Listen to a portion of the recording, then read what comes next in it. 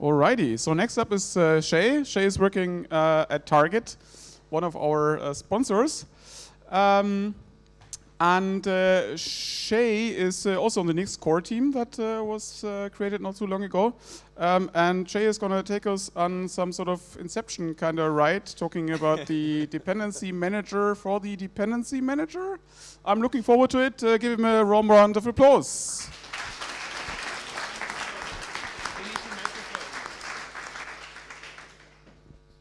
Hi, thank you. As I said, I'm Shay, work at Target, been working with Nix for quite a while, and Required at Nix is a project that's come out of problems I've seen using Nix, especially in professional settings for managing development and deployment life cycles.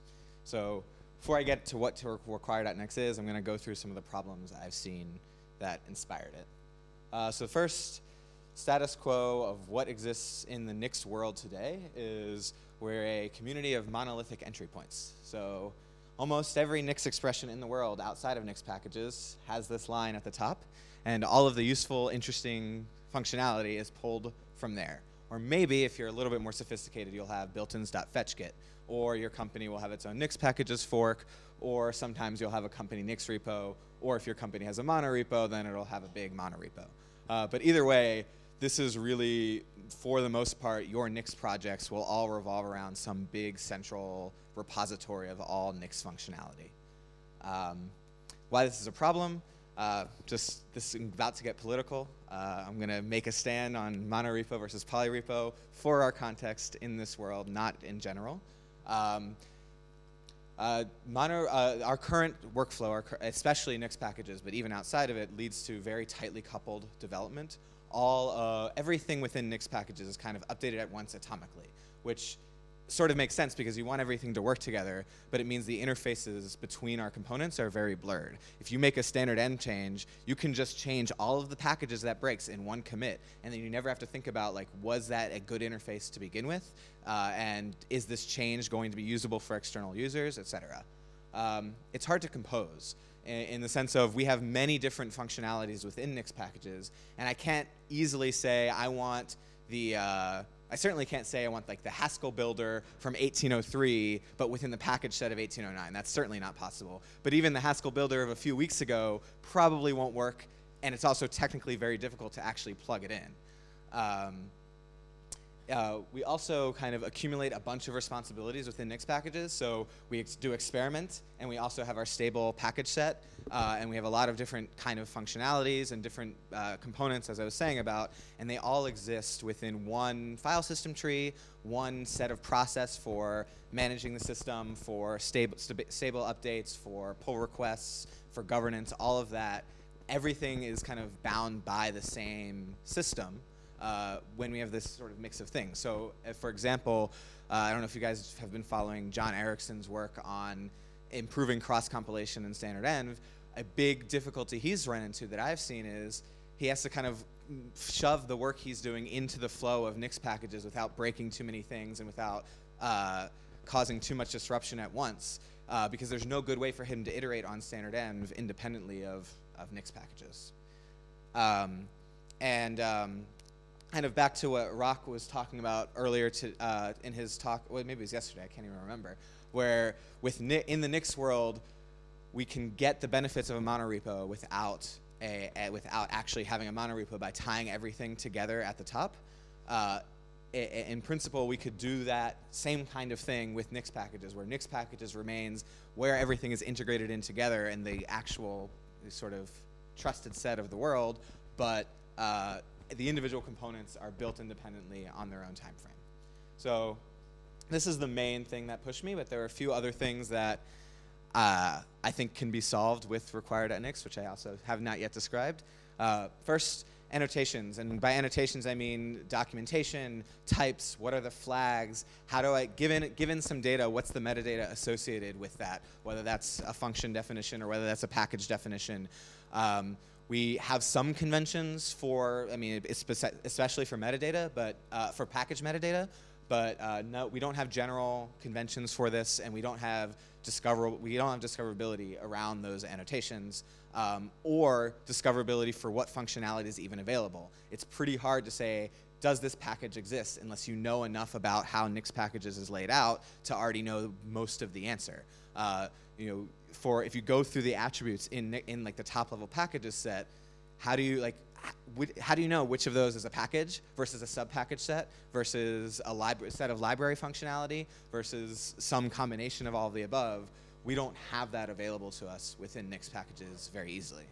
And finally, open sourcing is actually very difficult, at least in my experience, because again, we have these monolithic company Nix repos, and they combine functionality that we would love to share that is completely generic, but it's also like all tied up with functionality like our private package sets and all of that. And if we open sourced it, we would have to break out that functionality, and we wouldn't use the thing we open sourced because we have no way to combine it in with our big monorepo.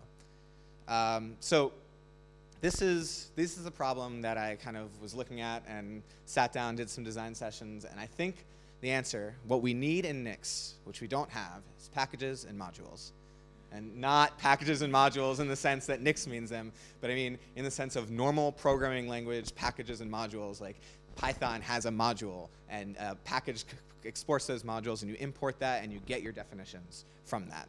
And so require.nix is a system to provide packages and modules for the Nix language.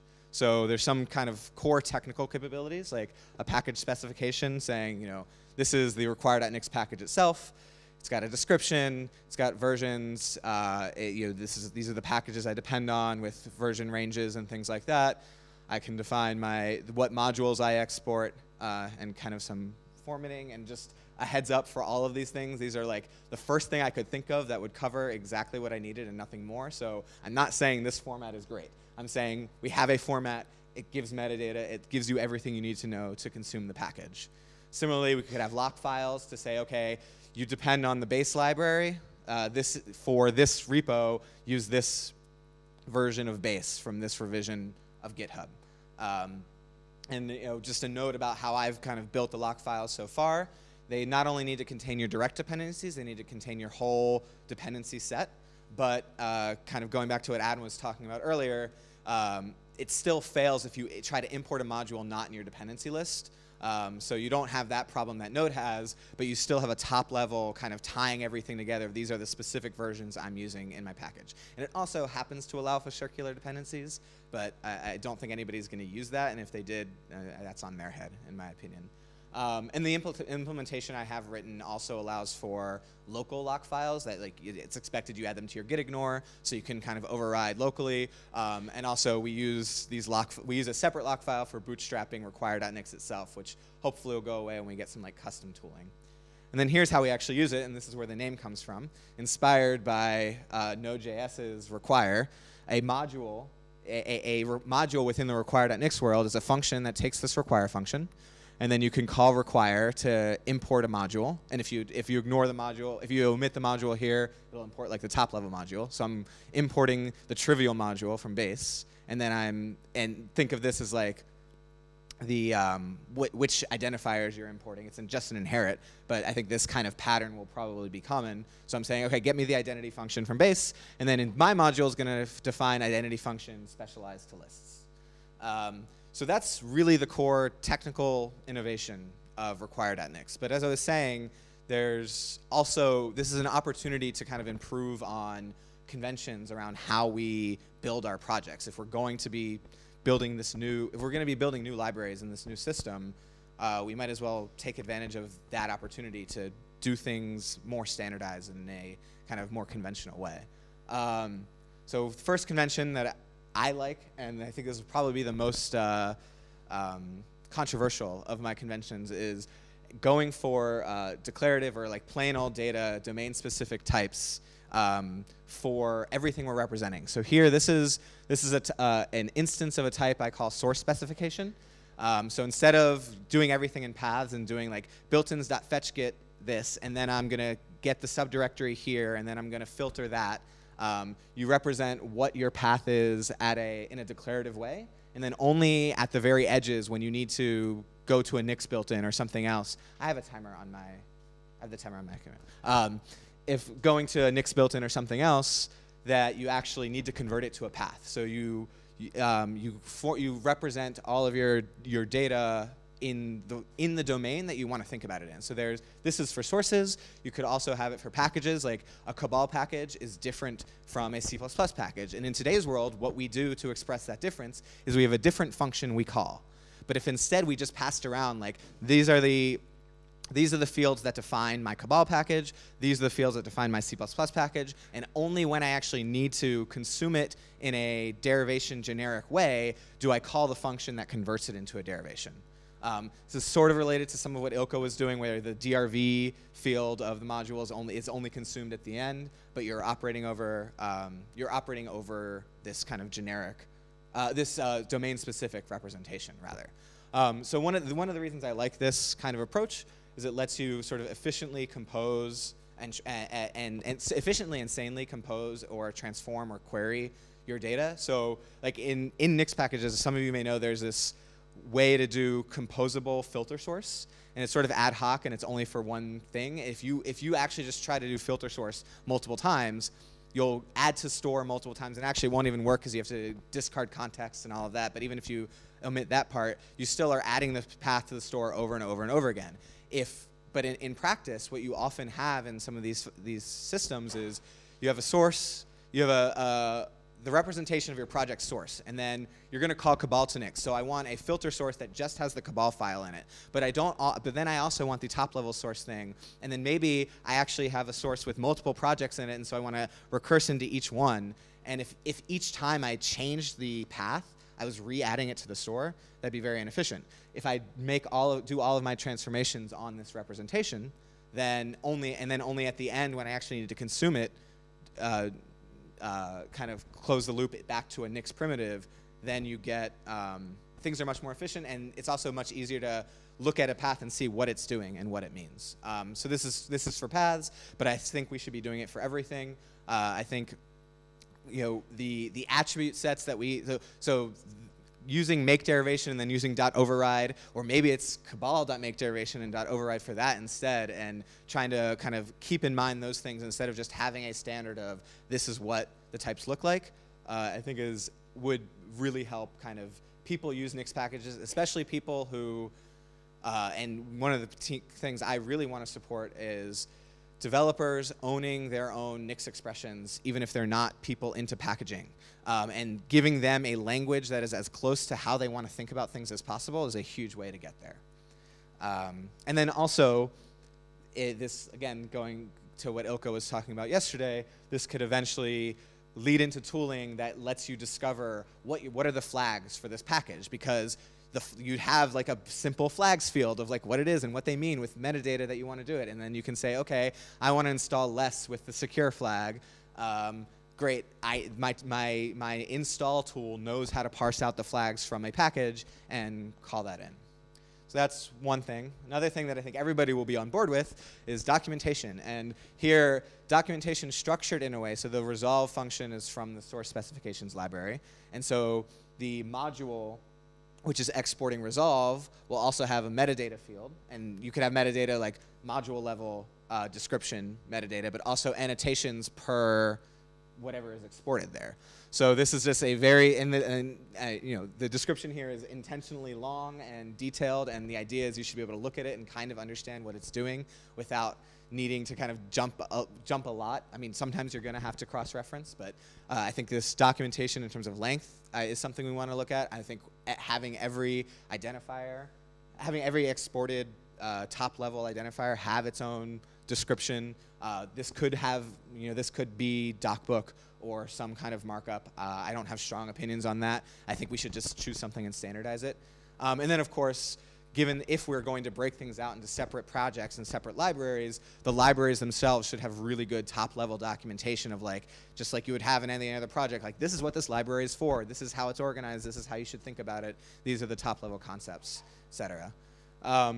Next thing that I know a lot of people have been interested in is type annotation. So in addition to human-readable descriptions, this is a machine-readable description of the type of a function. So I've come up with a way to encode kind of very generally encode types as Nix values.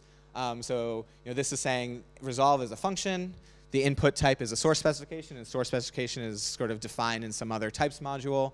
And the output is a result type. And result is like if you're familiar with Rust's result type, or it's an either where you've got an error condition or a success condition, and say, okay, if this succeeded, then you will give back a path.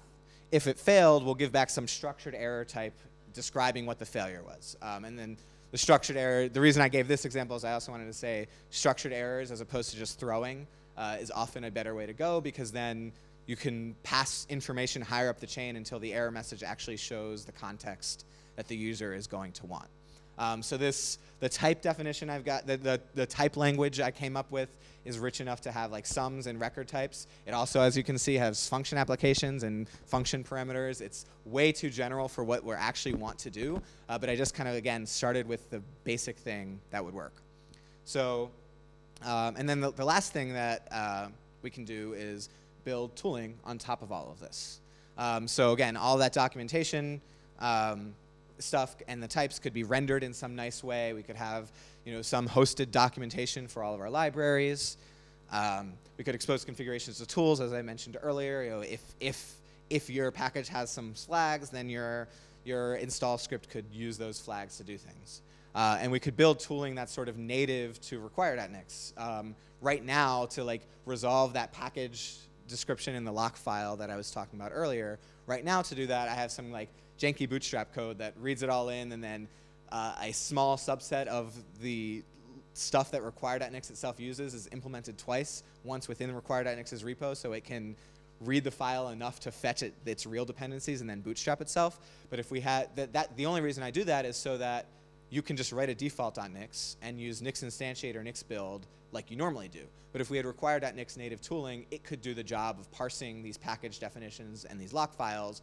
It could be smarter about how it fetches the dependencies and shares them. And it can also give you a nice REPL experience where for any given identifier, you can easily find, okay, give me the doc string for this, or show me the type of this, and all of that. So, yeah. So now I want to kind of go into, so this is the idea. This is where I want to go. And the big question is, what's coming next? And really the reason what I don't have actually, I have stuff locally on my machine that works, and it's proven the concept for me. The reason I haven't gone much further with it is this is not a viable project unless there's buy-in from the community, and unless, and I personally am not a sort of language packaging expert. I don't know what the right convention should be. I don't know what the right field should be. So I have a number of things that I would love for people to be looking at in the near future, possibly even the hackathon if you guys are here, and things that I also want to be looking at, but I'm mostly interested in following where there's actually community interest. So one set of things we can do is make some libraries. So we could have language-specific libraries. We've got the Haskell infrastructure, we've got the Perl infrastructure, we've got the Rust infrastructure. They all have their own builders. Many of them have their own kind of ways to generate expressions. They have their own package sets. Maybe we could break those out. And just as a note, I have some opinions on how that should be done. I kind of disagree with the love for the yarn to Nix approach. I think Cabal to Nix is actually closer to the one true path. But ask me later if you want to hear more about that. And just as a little teaser, this is something that we're using within Target, and yeah, these are probably proprietary names I shouldn't be sharing, but oh well, where we have a single repo with a bunch of packages defined in a cabal.project, and we just pass this list and a given tag for that repo, and it just pulls them all in, and we have them available in our package set. And this is something we would love to open source. This functionality is not Target specific at all, but again, we don't have a nice Haskell library to plug it into, and it would be kind of weird within Nix packages proper. Also, just Nix packages library, all of the kind of basic stuff that's in there could be broken out. In particular, kind of the basic trivial stuff could easily be broken out into its own base module of just this is the kind of stuff you want to do if you're doing basic stuff with Nix. Standard env, the core concept of what is part of the standard environment and what is the interface to make derivation and all of those things could be separated out and iterated and experimented upon, and Nix packages could do the actual bootstrapping and definition of what the standard env is for Nix packages now, but you could come along and plug your own in, or plug your own in just for some packages, and kind of explore with that. And the NixOS module system is another significant candidate for, it's not really Nix packages specific, it's not really NixOS specific, as we learned earlier today. It's a complete standalone Nix language functionality that could be in its own place and be experimented on and developed on its own path. The other thing, and this is I think where I need more help on, is all those standardizations I talked about earlier. I don't know what they should be. I don't know what the right answers on these things. What I want to do is import best practices from other communities and get the people who are experts who care about these things to kind of help us figure out what to do. So what should the package format be? What should the lock format be? What should our conventions be? And in particular with conventions, one thing I have completely not gotten to is tests and test suites. Like how do we want to represent those? Do those go in the package format? Are they some kind of separate thing? What kind of tooling would we need to run these tests? And all of that. And then, of course, the one last project I want to do is publish these slides and announce that this is happening. But again, that depends on if people are interested and want to make it happen. So that's all I had. Thank you, guys. And we've got about 10 minutes, it looks like, for questions. So.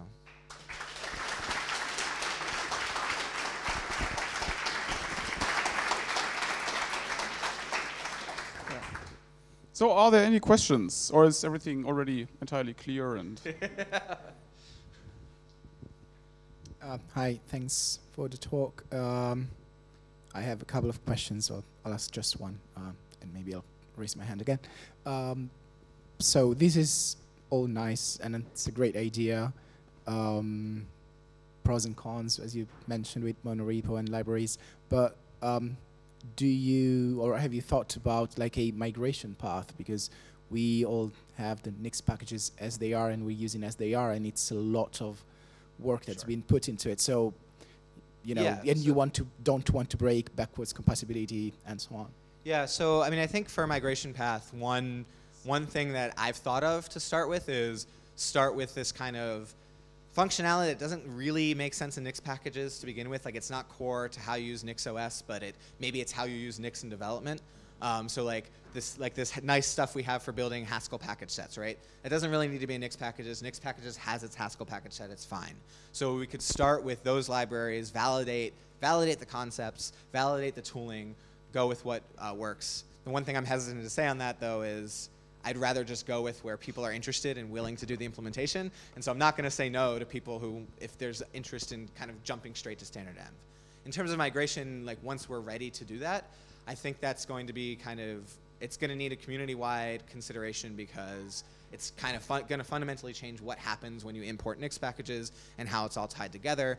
The one nice thing, though, is that on a surface level, at least, this will all be opaque to the user. Because the default.nix will still work. It'll just kind of import, it'll have some library dependencies in its package, but the default.nix will handle the bootstrapping for you and pull it all together. So it's only once you get to the point of people want to override it, or developers, how they want to use it. And I don't have good thoughts there on what exactly that path is. Again, that depends on buy-in and interest. Okay, let's take a question from the internet. Uh-oh. Why do the log files not contain the hash of the Nix file that is being imported? I mean, in principle, they could, except first of all, it's not a Nix file that's being imported. It's an entire package, right? So let's go back to where is it? Here we go. So basically, this kind of gets back to the question of there's a trade-off in usability versus kind of power, I guess. Not really power, but this is a format that kind of I trust at a high level. I trust that if I'm referencing a tag, that it's referentially transparent in a meaningful way. Like this, I trust the owner of this repo not to update the tag, and so this gives a unique name. Now it's true that this is sort of cheating. This is not good enough for Nix, but it's good enough for me.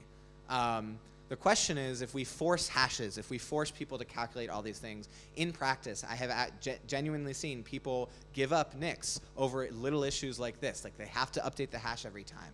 And so the question, and I'm not, I guess I'll say I'm not kind of wed to this completely, but my assumption, my current gut feel is if we can define things at a domain-specific level in a way that lets people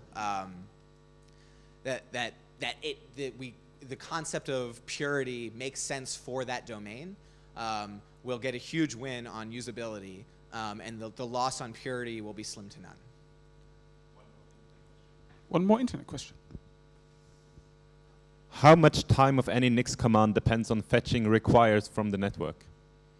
I mean, so basically the way it currently works is that it just kind of fetches everything in the lock up front.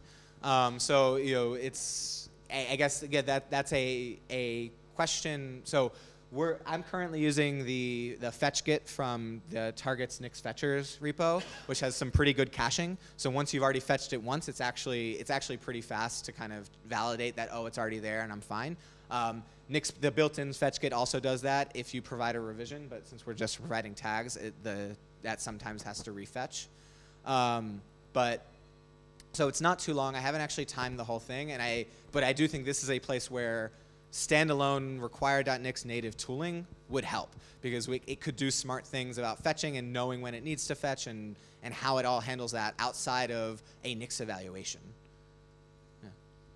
Yeah, just a small point on what was just discussed in terms of putting hashes there for tags, for example. So I've seen people push tags to a different version. So I would be a big proponent of saying, okay, do put the SHAs in there. But I think what would solve the problem much more nicely is that if you have something like this where you have a thing where you say, okay, I understand what did you call it, source revision? Source specification is, right? Just put a little bit of tooling into the Nix tool that says your hash is different, press yes to update, sure, right? Yeah. And it writes your thing. It's much easier, and I think it gets us both. So, the other thing is, what I will say here is, this kind of format also has a mode for specifying a branch and a Git revision. And so, as long as you trust Git's revisions, you can just use those. It still doesn't require a hash of the file system contents, though. But yeah, we could do that. The discussions are already starting. Yes, let's do that. No, let's not do that. Good, awesome. Keep it going. It's good to see someone else thinking about these sort of workflows, because I have a couple similar things where I want to use certain library functions out of Nix packages, but not the actual packages themselves. And in my case, I've actually found what works really well is at the top to have a let binding that says something like let licenses equals built-in.fetch tarball Nix packages by SHA-256.lib.licenses, in which case I've fetched a small subcomponent of Nix packages in a deterministic way from the monorepo, creating, in effect, my own library without busting up the monorepo and introducing version dependencies for upstream testing and discoverability issues. Have you tried this approach, and is it working? Yeah, I mean, so the one thing that it doesn't support is when I want to push, if I want to push changes that in my opinion, don't really make sense in Nix packages, except for the fact that Nix packages is kind of the central place. Doesn't really help that, and it doesn't help with a couple development aspect of the monorepo actually causes problems. And one thing I actually wanted to say that I didn't mention at the time is, of course, all of these things I'm talking about are about kind of practice and policy, and in principle, you can implement policies that don't have these problems within a monorepo. But I believe, in my experience, has been that the monorepo that we have and the sort of practices we follow encourage this kind of lack of clean interfaces between components and that sort of thing. Any more questions from someone who hasn't already asked a question? We're at 2 minutes. It's more of a statement. Okay. I think this is a brilliant idea, and something that hasn't been mentioned is that if it gets adopted, packages could provide their require.nix file, and then as a Nix packages contributor, we could just import the derivation directly, and we wouldn't have to do the packaging. Yeah, exactly. You could provide a require.nix file within your package or a package set that gives a list of overlays. So it could either import its own Nix packages, or it could give an overlay list that you can apply to your own Nix packages, and that sort of thing, yeah. Any more sentences with question marks at the end? Yeah, so another similar point that I've seen a handful of people in the community struggle with is if you have a package that you don't intend to upstream to Nix packages, there's some duplication between the default.nix in the repository of the package, the shell.nix, the release.nix, and potentially your company's monorepo or potentially Nix packages monorepo. Have you thought a little bit about solving this particular problem, or do you have any? I haven't. I mean, I have thought about that problem. I don't know that this is a full solution to that, but I do think having more abilities to kind of reference standalone libraries, you'd have one place where the actual expression lives. Have you also worked on a, say, practical example in which you can demonstrate what value this modularization approach provides? Because I think, I also agree with you, we need way better modularization, but I think it would help a lot if there's something you can show, something really practical for which it makes sense. Have you thought about that? I mean, yeah, so I've thought about it, and that's, to me, that's the next step to see. What wasn't clear to me before I've been talking about it this weekend is whether anybody else was on board. Now it seems like it is, so yes, my next step is polish up the Haskell, the sort of library of like nice Haskell functionality that we're using. We're using some of it within Target, some of it I've used at previous companies, and just kind of make it a nice, clean, standalone piece of functionality. That's my next project, unless, again, there's some big push for some other thing that I should help out with. Yeah. Any? Oh, we're at negative 20 seconds anyway.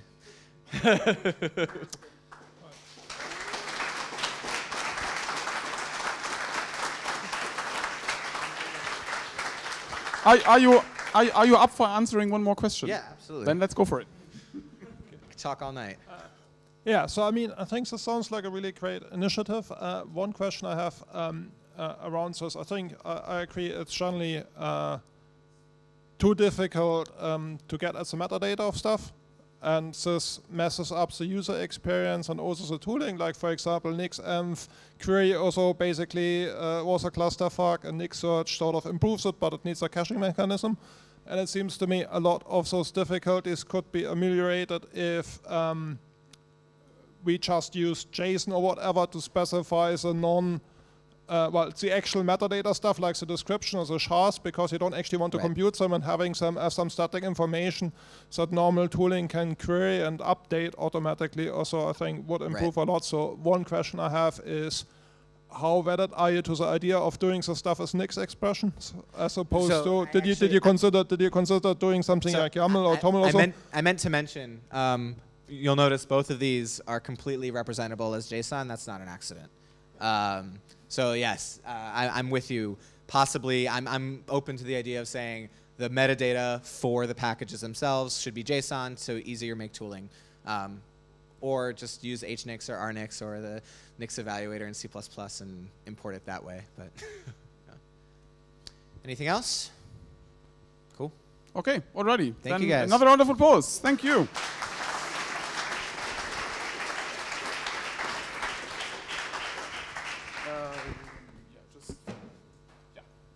Yeah, and so in case